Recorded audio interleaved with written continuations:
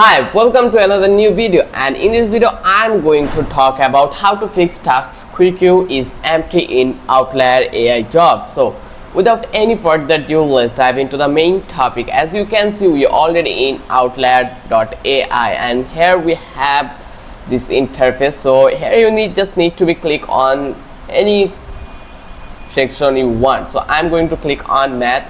Once I click over here, now you can see we have option like open opportunity. We are getting 367 opportunity here, so I'm going to click any of them.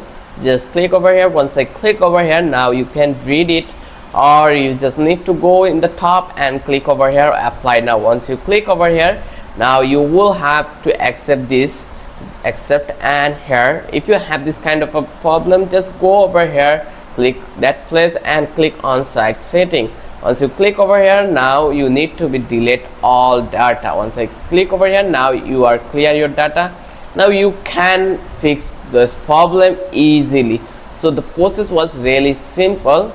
You just need to understand how does it works and how you can easily solve the problem.